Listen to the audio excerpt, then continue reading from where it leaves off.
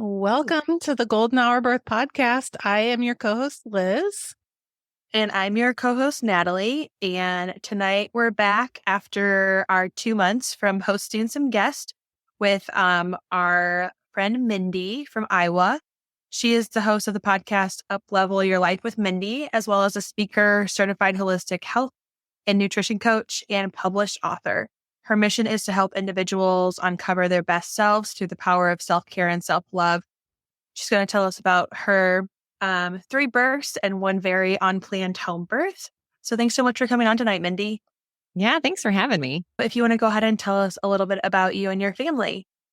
Yeah, so I have 3 kids. My oldest is almost 14, and I have a daughter who I was telling you is her birthday is today. So happy birthday to little Elise. She's 11, and then I have an 8-year-old, almost 9-year-old. I've got a bunch of May babies. We get so many May birthdays at our house, but we farm. We live in a small rural community in the Midwest here in Iowa, and yeah, we just hang out and do our thing. So I love it. Awesome. So if you want to tell us about you and your partner's journey to getting pregnant and when you guys decided to start a family. Yeah, we wanted to get started with the family right away. We'd lived together for a little bit before we got married. So we felt like, yeah, we get this. Let's add to this mess here. And really we never had too much trouble in conceiving. So we, I think maybe second try and got pregnant right away. First baby, pretty unremarkable pregnancy. Up until the very end, I was watched for preeclampsia. They put me on bed rest, but I didn't even make it a week on bed rest. And then I went into labor. It was 2 weeks early, but it was just natural. And then hooray, I didn't have to be on bed rest anymore because I was already bored. God love all the women that are out there that have to be on bed rest for a long time because it's not all it's good. Like the first day is fun, and then it's not fun at all. Yeah, especially for you, like who's like busy, having a very busy lifestyle, it seems like, with the farming. Yeah. So, that was pretty good. I had my second daughter again, I don't think we might have got, I think maybe 2 tries on that one too. We got pregnant pretty quick with her as well. Again, another just plain old pregnancy up until the very end when I did have preeclampsia. If you know anything about it, though, you don't feel sick at all. You feel totally fine. It's the doctors that tell you, hey, you're like really dangerously sick. Oh, okay. I had no idea. So I had to be induced with her 3 weeks early.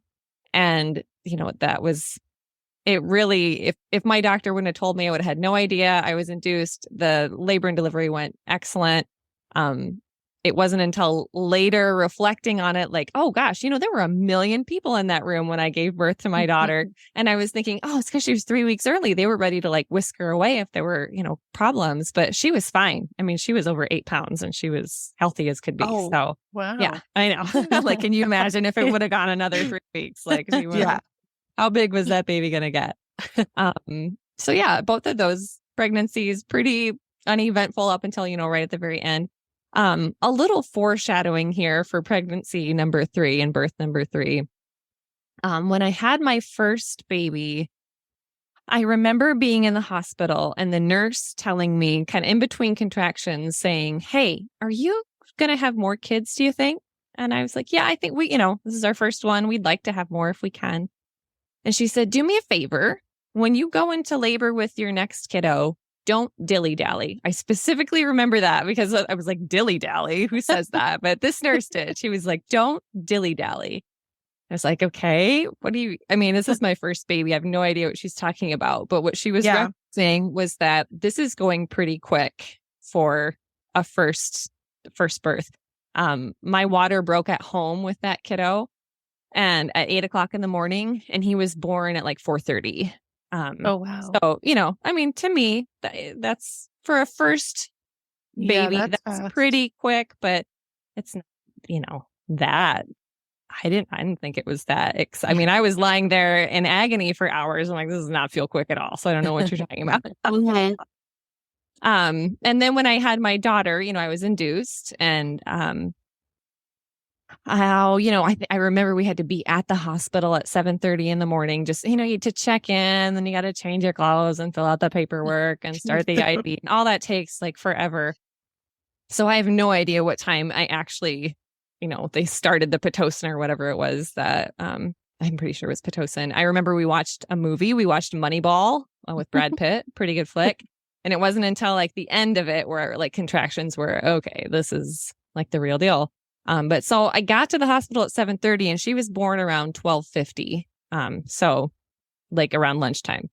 Mm-hmm. Wow. I pushed for 20 minutes with her and, but again, like, I don't know any different because like, well, the second one's supposed to go fast. And plus I was induced. So that's going to be different anyway. Right. Mm-hmm. Like, this isn't natural at all. But none of that prepared me for my birth number 3. And birth number 3, again, the pregnancy was just regular. I was watched for gestational diabetes a little bit, had to do the second glucose test, lucky me. But it came back fine. That was really the only thing. I remember like being paranoid about preeclampsia because I'd had it, and we kept, every time I go to Walmart, I'd stick my arm in the little like free blood pressure thing, like just to make sure. Like, where have those gone? Where are they? They're not there anymore. So I don't know what moms do now. If you have to, do you get your own at home so you can just do it? Or I don't know. I don't know what I would have done. But yeah, so I was a little paranoid about that, but it was, I never had it. It was fine. With my first 2 pregnancies, I had gone, 2 weeks early and then 3 weeks early. So when I hit that, like, I carried this one like to term, and man, that last like week and a half of pregnancy is for the birds. Like, like I had heard like moms like, oh, it's terrible. I don't want to be pregnant anymore. And I was like, oh, I never really felt that. Well, yeah, because I had my kids like way early. Like I didn't get to that point. So then when I was, you could just get to like week 39 and you're just get it out of me. And I remember going to the doctor. It was 2 days before my due date.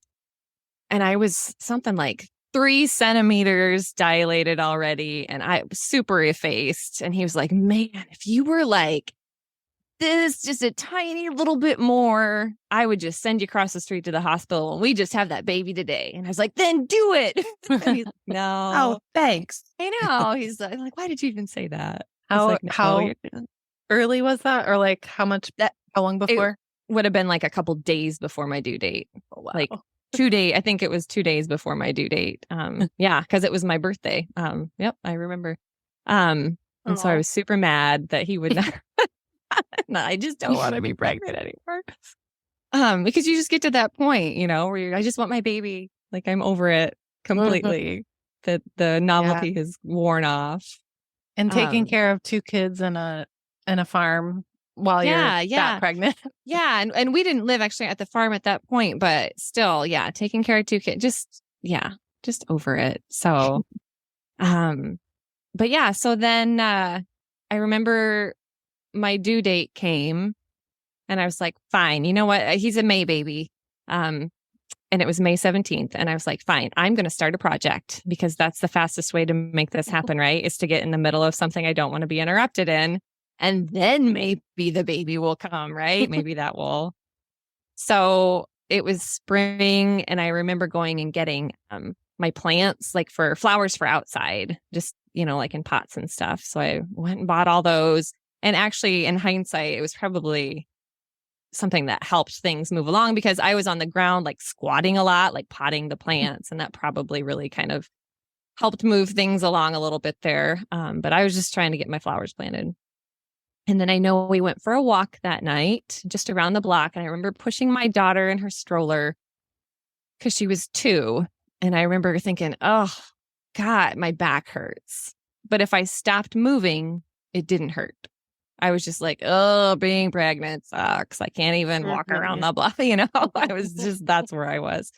Put the kids to bed. We laid on the couch. We watched a show, got up and to go to bed. And again, when I walked, my back just killed. But if I stopped walking, no pain. It was kind of like, like as a non-pregnant person, if I had that pain, I would think, oh, I need to go to the chiropractor. It's that kind of a pinchy, whatever.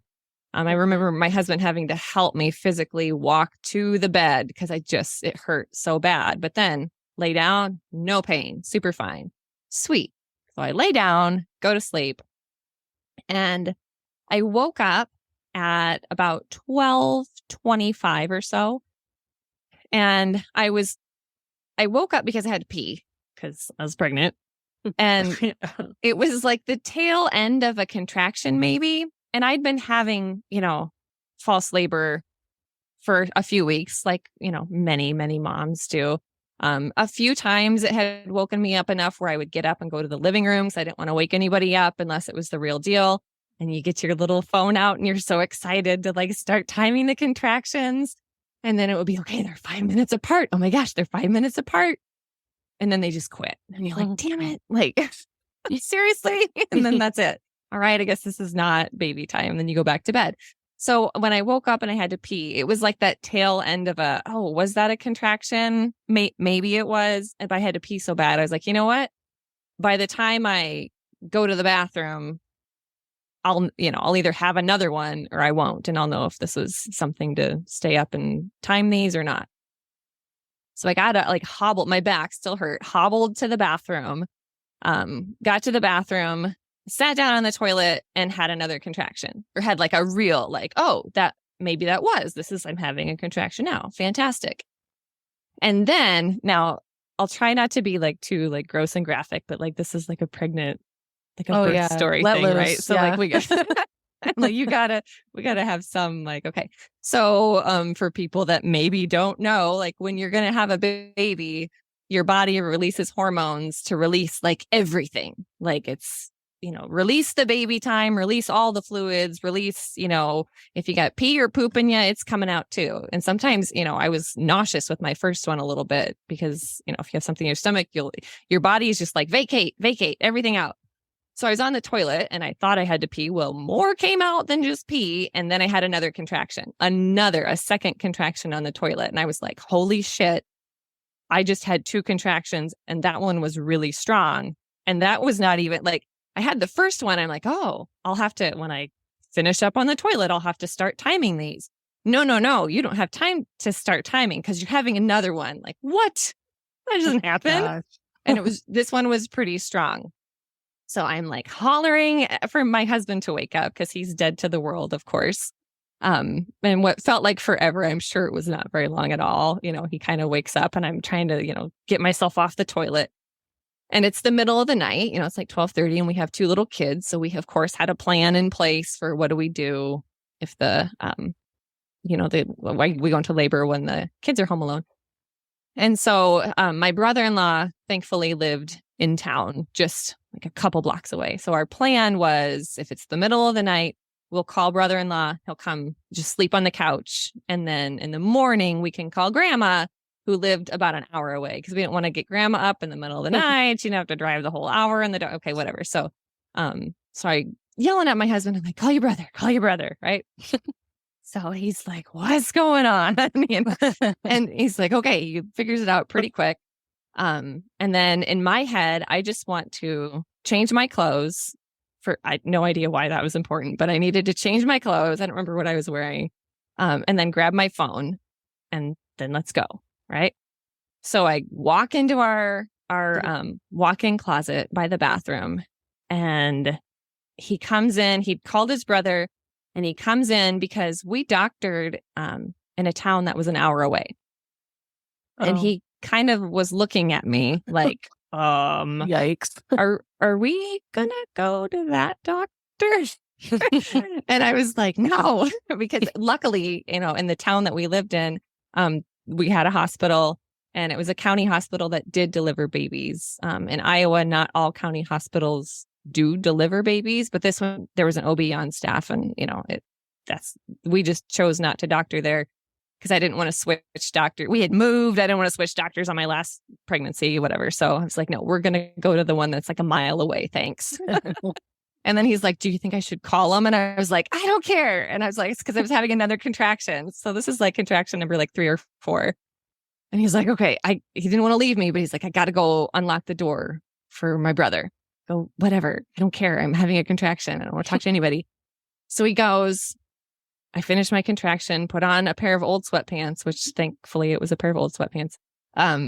Walked over around to the side of my bed, grabbed my phone, walked to the doorway, had another contraction. I mean, this is not how long is it? It's not a giant bedroom. We lived in just like a ranch. So I get to the doorway and I had a contraction so strong it dropped me to my knees. And let me just also say that my other 2 babies, I had epidurals with both of them because I don't like the pain, right? Yeah. Well, there's no epidural in your bedroom, so you just have to suck it up, sister. So I dropped to my knees and yelled. I mean, and I remember thinking, like, you see these women on TV and movies that are like moaning and in labor. And I am just here to say that is real. That is the real.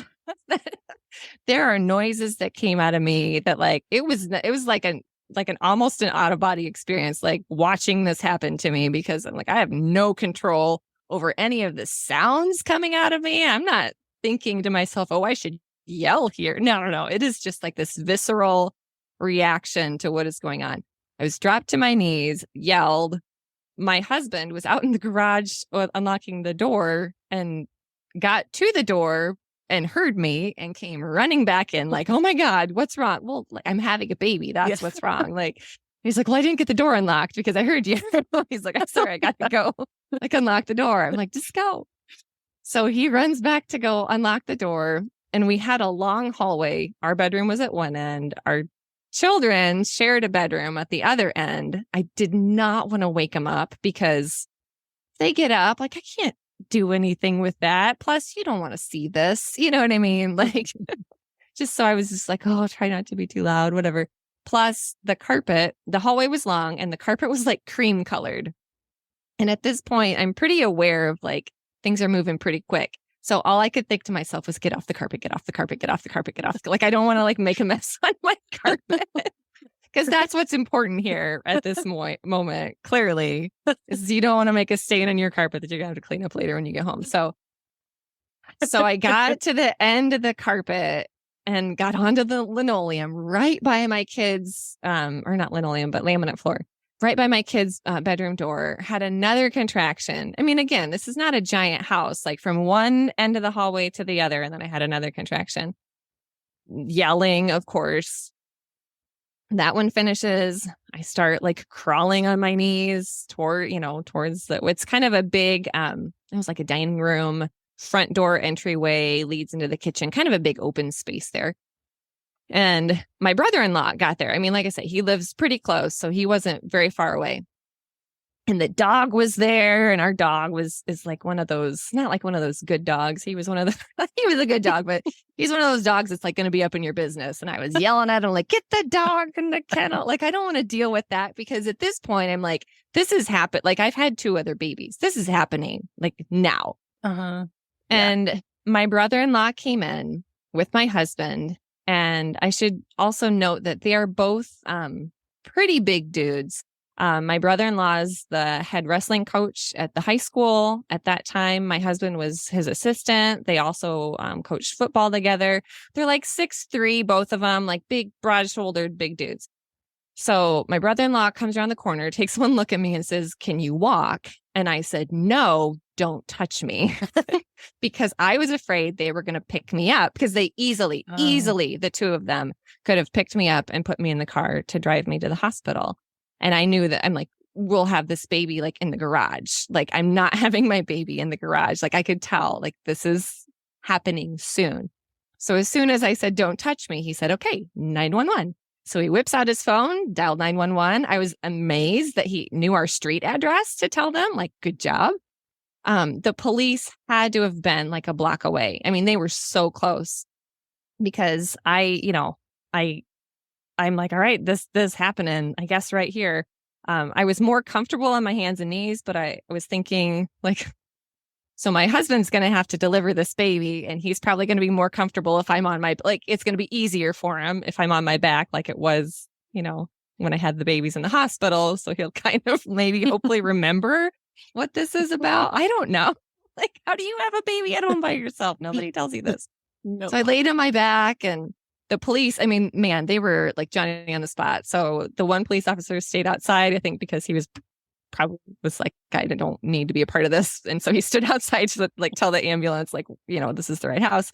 And the other police officer was a woman who had never had a baby. And I feel like I maybe have scarred her for life. Maybe she still never has had a baby. I don't know. But so she was like, towels? And I'm like, yeah, they're like right there. So she gets the towels. My 5-year-old comes out of his bedroom. My brother-in-law is there like, hey, Colin, your mom's having a baby and the police are here. Isn't that cool? Go back to bed. And he was like, what? But he was like so confused. He was like, all right. So he just went back to bed. Thank goodness. And then, I never pushed, but I could tell my husband, like, this, here comes, like, get ready. I never pushed. I had a contraction and out he came. And that was it. And looking at him, as soon as I laid eyes on him, I was like, oh, he's fine. Like, I don't know if it's that either. I was just like, I don't know. And I was in shock a little bit. And maybe it's that mother, like, I don't know, intuition or something. But as soon as I saw him, I was like, he's fine. He's fine. My husband, on the other hand, was a little like, oh my God, what do I do? Is he fine? Because he's the one that actually is having to take care, Mm-hmm. And he's not crying right away. And, babies don't always cry right away. You got to clean all the gunk out and whatnot. The ambulance is not there yet. The ambulance did not take long, by the way. It's just, they still have to get in the ambulance and drive there. And so they wrapped him up in a towel, and he was fine. And then the ambulance got there, and they were like, what? We thought we were coming to take a pregnant lady to the hospital. What just happened? And I'll never forget, we lived in a small town, and the ambulance attendants' names were Oscar and Critter. And I was like, what kind of like Sesame Street, like Muppets are helping me deliver this, but whatever. You know what? At this point, I don't even care. So they were like super excited. And so they're starting to like, clean him up and check him over because they know what to do with a newborn baby. And at that point, I remember looking over at my brother-in-law, who was kind of sitting by my head. And I was like, oh my God, we need a time of birth. Like, we're going to need a time of birth for the birth certificate. Mm-hmm. What time is it? He's like, it's 12:50. And then he's like, I've been here for 10 minutes. Oh and my God. I was like, oh, so his birth certificate does say 12:50, even though that's not accurate. But because before he'd been born for a while before we realized, oh yeah, we're going to need this. Because when you're at the hospital, that's somebody else's job. There's like a nurse or somebody that's like, oh yes, I will watch this clock and tell you the exact second that your baby came out. But we were not thinking about that at the time, obviously. So yeah, so they loaded me up on the stretcher, took us to the hospital. We got into the ambulance, and they radioed into the hospital like, hey, we're bringing in that lady and her baby. And the nurse replied back, holy shit. And we were all like, we looked around like, yeah, holy shit. That summed it all up. Exactly what everyone was thinking. One of the police officers had to drive the ambulance because now there were 2 patients that needed tending to. And one of them had to be held. So, Critter held my son, and then Oscar was tending to me, and my husband rode along. And, we got to the hospital, and the ER attending doctor was like, I don't really want to touch you because I don't know how to do baby stuff. But the OB was on their way. I was getting a little concerned because I hadn't delivered my placenta yet, and I didn't want, that can be a thing. Like, you don't want to wait too long. Mm-hmm. But that all worked out fine. And I'm laying there we're waiting for the OB to come. And I was like, can I hold my baby? And they're like, oh my God, you haven't held him yet? I'm like, no. Like, he was just lying there quietly in a little bassinet because everyone was so like in shock. Like, what just happened? What do we do? This isn't how this is supposed to go. Like, nobody, like the us, obviously, the nurses, the doctors, the ambulance attendant, nobody was like, what? And so then I finally got to hold him, and then they got us up to our room. And here's the downside of, if you're listening to this story going, hey, that sounds great, I want to have my baby in 20 minutes. No, you don't. I did, when you have a baby that fast, you do tear. I mean, well, I did anyway. And he was 10 pounds and I don't remember how many ounces. And so the doctor's there and she's like, well, you're going to need some stitches, which I needed stitches for the other two anyway. So I was like, yes, it's part of having a baby sometimes. But when you have your baby at the hospital, the doctor's right there. And immediately after you have your baby, you're, oh, look, I just had a baby a few seconds ago. I'm so excited. And then the doctor kind of like can stitch you up real quick while you're not really paying attention. And you still have a lot of like endorphins going. And it had been, by the time the doctor got there and then they got a room ready and we got upstairs to the room, it had been a while since I'd had that baby. And so I didn't have those endorphins going quite the same as you would have right away. And she was like, I can give you 3 shots to numb the pain, or I can just do it in 3 stitches. What do you want? And I was like, I get, at this point, just whatever. I don't know. So she just stitched me up with nothing. I'm like, ugh. So that was not a pleasant, but it was going to be 3 moments of pain anyway. Yeah. So I was like, whatever. At this point, like, what am I even doing here? I don't know. Oh, yeah. Yeah. So, and then we stayed at the hospital just like a regular birth and everything else. He was totally healthy. At my 6-week checkup with my doctor, I, of course, was like, hey, how come you didn't send me across the street that one day when I was, because listen to what happened when you didn't. And then, he kind of chuckled about it. And I was like, but the baby was fine. And he said, I had never heard the term precipitous birth before, but that's what it's called when you hear, headlines, woman has baby in gas station. Like, I used to hear those and be like, how do you not know you're having a baby? Well, as it turns out, sometimes you do know, but it just happens so quick. It's a thing, precipitous birth. And he told me that 99.9% of the time when there is a precipitous birth, the babies and the moms are always fine. He said it's like a nature thing. It's just, there's not complications and it always works out. So thank goodness. So I lived to tell the tale. It was quite the experience. He was our last baby. I mean, we were pretty sure we were going to stop at number 3, but then after that, we're like, yep, we are definitely not pressing our luck again. That was enough. That child has continued to be full of surprises as he's gotten older. He's 8.5 now. So yeah. So there's my story that will either shock or scare or wow or make you grateful that you didn't have one of those births. So yeah. Wow. Yeah, it almost sounds like Liz's. Oh, sorry. It almost sounds like Liz's. Woo, we're really going. You go. Almost. That's what it like reminded me of, where she was like, "This baby is coming now," and I didn't even push.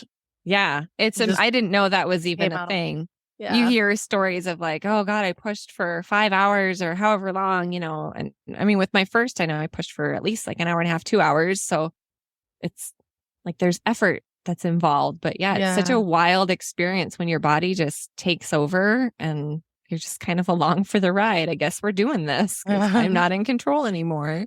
Yeah, for sure. Yeah, I've always said like if I have a third, like I might as well just like hire a midwife and have a home birth, because my first was 8 hours, second was 4 hours. So who even knows with the third? Yep. Yeah. If you do, I recommend planning on a home birth because that's kind of the trajectory that I was on there. So except you too, even a midwife wouldn't have made it. Yeah. Whew. So did your brother-in-law still stay, and then your the grandparent came in the morning still? Yeah. Yep. My brother-in-law stayed on the couch, and then grandma came the next morning. about a week or so after we were home from the hospital, I took a giant bottle of whiskey over to him and I said, hey, let's just forget this ever happened. I mean, that's a different kind of family bonding togetherness when your brother-in-law helps deliver your child. So I was like, you've seen things that maybe you'd rather forget. So just drink this all at once. That's so funny. I love that. Yeah. I feel like I could see myself doing that to like Liz's husband or something. Oh my God. Yeah. Yeah. Let's I mean, just in the forget that. moment, yeah. And in the moment, you don't care who's seeing what because like not at you're all. just not thinking of, you don't care. You just don't care. Yeah. But then a week after, like you kind of care. It's a little, you're like, hey, that's maybe awkward, isn't it? I love it. How was your like postpartum with your third? Like, were you still like in shock, or how did you like process all of that? Yeah, it was, I remember after everybody finally left our hospital room, just sitting there with my husband, like, what just happened? Like we were kind of in a little bit of shock there. And, it wore off a little bit at the hospital, but then coming back home and going back into the house to, the scene of the incident, being in that same spot in our house was weird for both of us. And I remember telling my sister and she was like, was it? Why was it weird? I'm like, cause I don't know. It was just weird, like to be back there and remember. But you have two other little kids at home. You don't really have time to linger in the weirdness of stuff. You gotta, keep momming. So, and postpartum recovery was, not too much different than the other two. So bounced back pretty quickly, but yeah, quite a wild ride. Yeah. When I went back to the birthing center, it was like a week after I had my first, and I burst into tears, and everyone's like, what's wrong? I'm like, I don't know. Like, I don't know. It's weird being here right now. Yeah. Yep. I remember being, pretty emotional after my first one. I know my husband, I remember he had to go to the store to get like dish detergent or something. I had to call him and tell him. And then like, I remember like bursting into tears about that. Like what? And then I was like, what is happening to you? Cause it was like the most plain phone conversation. He was like, yep, I will pick up the dish detergent. Okay, great. Cause we are out. Goodbye. I mean, and then like crying about it. Like but then I was like, all right, well, I just had a baby and there's hormones and weird stuff. But yeah, so that's a thing. And I know with my first two kids, I had this tendency, I wouldn't realize I was doing it until I think both times, like my mom came and stayed a little bit for the first few days at home. And I was having this tendency to like close all the blinds, and it was like really dark. And I was just like, I don't know, like wanting to like hibernate or something. I don't know what that was, but she was like, why is it so dark in here? Why do you have, like, let's let the sun in, like get some, sunshine and vitamin D and like be back in the world, because you feel like you're not really quite in the real world yet. After you have a baby, you're kind of in your own little world. I think that's okay. As long as you don't linger there for too long, as long as you have somebody that says, okay, but maybe for a little while, let's open the blinds. Good job, Mom. That's the important thing. Yeah. I know. Just like we've had like, we live in the Midwest. So like just the nice days that we've had, I feel like a new human. Yes. Yeah. Or being able to get outside with your baby for the first time or two. And I know that's hard for, mamas that have them in the winter when it's cold. Most of my babies were springtime. My daughter, whose birthday, today, and it's March, it was unseasonably warm that year. People came to the hospital in shorts and t-shirt to visit us, and it stayed warm. So I always tell her that, the earth was so happy the day you were born, that the spring sprung early and the flowers bloomed. And she's like, whatever, Mom. But I'm like, no, it's true. It really was really warm. It was like 72 degrees. Yeah. But just being able to get outside and get that fresh air and start kind of, getting yourself immersed into the real world again, just bit by bit, it's weird. The first time you take baby out to a store and you're like, people are going to breathe on him, but yeah, just little bits. And then before you know it, they're 2 and they're eating dirt. And you're like, yep, I guess it's fine. Whatever. Yeah. Sounds about right. Yeah. Yeah. I am over this winter. Like, I am just so ready for sunshine and spring and summer. Like, I feel like, I've definitely had a touch of the seasonal depression this year. Like, Yeah. So, it's just everything. Yeah. And up here today, we just got another little cold snap. We've been having snowstorms like every week. I don't know if you guys have been having these same systems come through that we've had, but like every Thursday it snows. I'm like, all right. Weird. But today, it was more in like normal spring, early spring temperatures, late winter temperatures. But then now today, it's like this cold front came through with the snow, and now the feels like temperature was it was 8 degrees, but it's going to get to -14 tonight. So for a feels like temperature, because it's really windy. Yeah. I'm like, but it's March, though. Can we maybe not bump it up? Not do January and March, maybe? I don't know. Yeah. Yikes. Boy. So do you have any like advice for, I mean, either like someone who has a quick labor, or, like what would you even do to prepare if you had known? And I think about it because especially with my first one, I don't remember with my third one, but I know for sure with my first one, like I was the mom that had the birth plan, and this is exactly how every single thing is going to go down. And like that went out the window. I would be curious to know any moms that had a birth plan that were like, yep, we did everything exactly as I had planned. I mean, maybe there are, because that was not ever my experience with any of my kiddos. But I think that when you're pregnant, especially with your first kid, and you don't know what to expect, I think all that extra planning is okay, because I think that helps you kind of process and mentally kind of work through different scenarios. And okay, if this happens, or do I want this to happen? And I'm big on visualization. I know that was something that I did a lot of.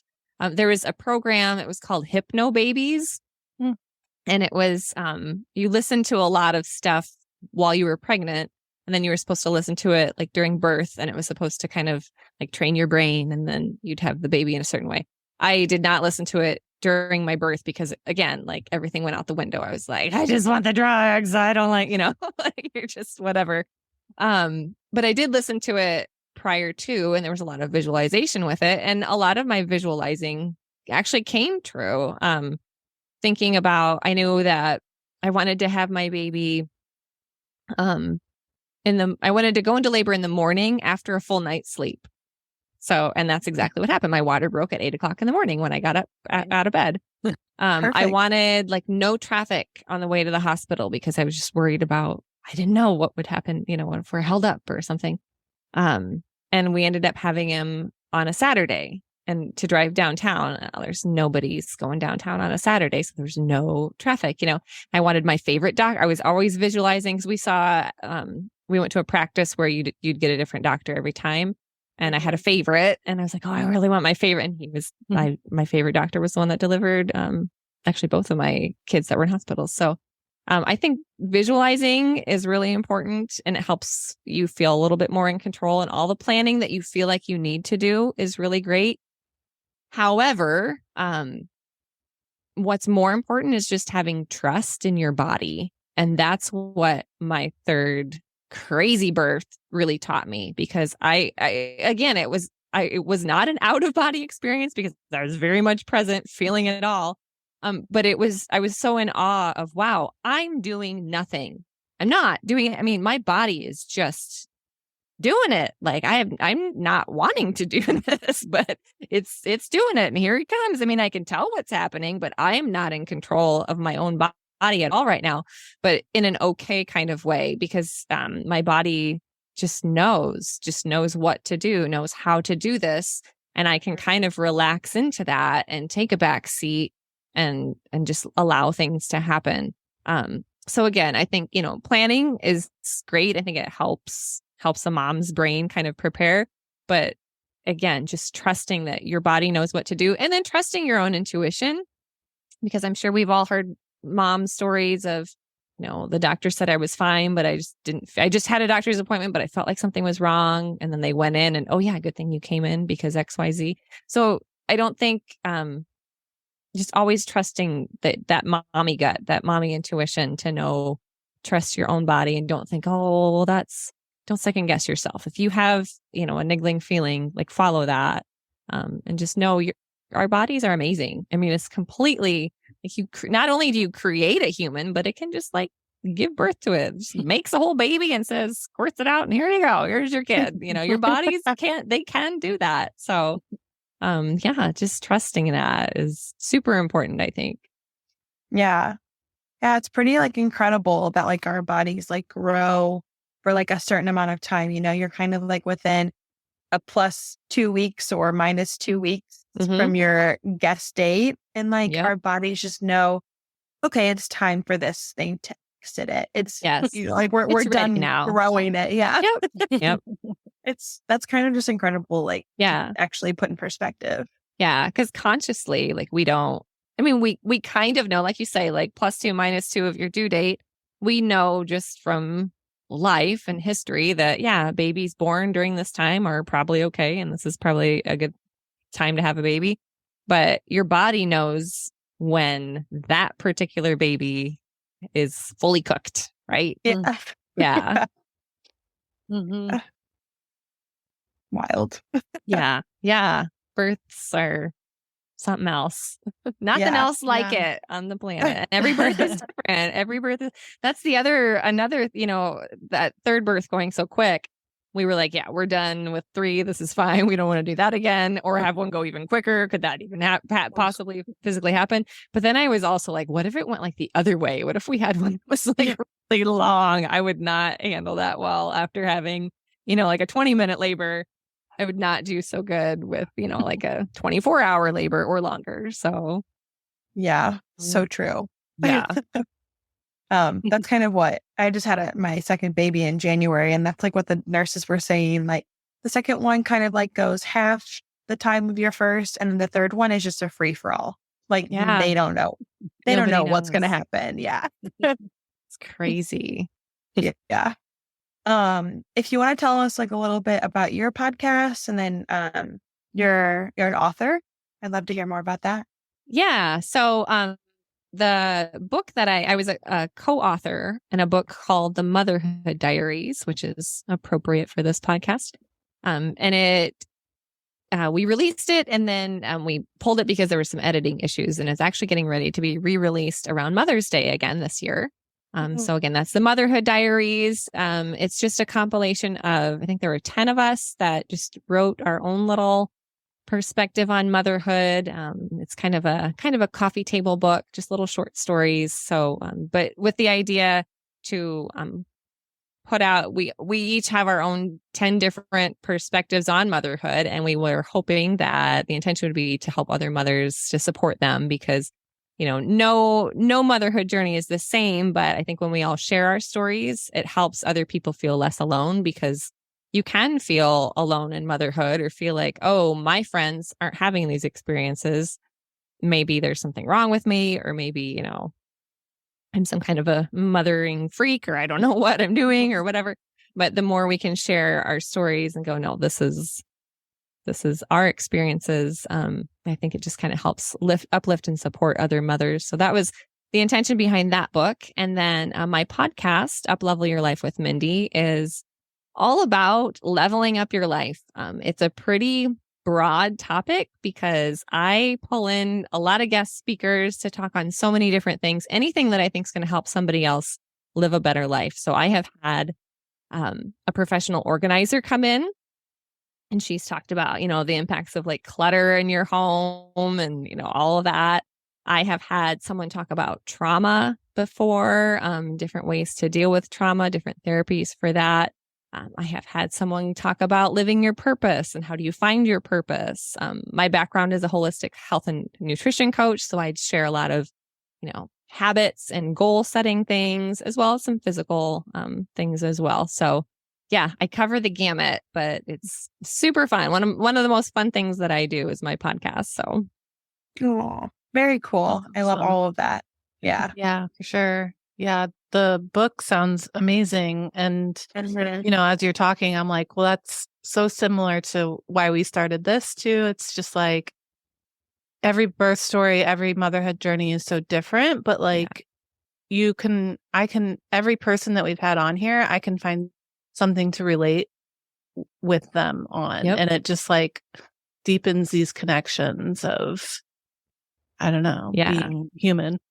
Yeah. Yeah. Really. I mean, even though we're all so different and no one's having the same experience, we're all, connected on some level. And, we're all moms. And so that's a connection right there. And it's just, the more we share, the more we can support each other. So I think that's great. That's why I wanted to be a part of that book. And then I think this is great that you guys have this podcast. Birth stories are so fun. I mean, and everybody wants to share their birth story. So, you know what I mean? Yeah. Because it's fun to kind of relive it again, but it's fun to hear birth stories too, because they're all different. There's never are two the same. So, nope. Yeah, that's what I love about it so much. And just echoing what Liz said, like there is just some sort of connection here. And I just love that. Yeah. We have a St. Louis local mom who kind of did like the same book outline that you did. So like had women co-author the book of their path to motherhood. So it's called Paths to Motherhood.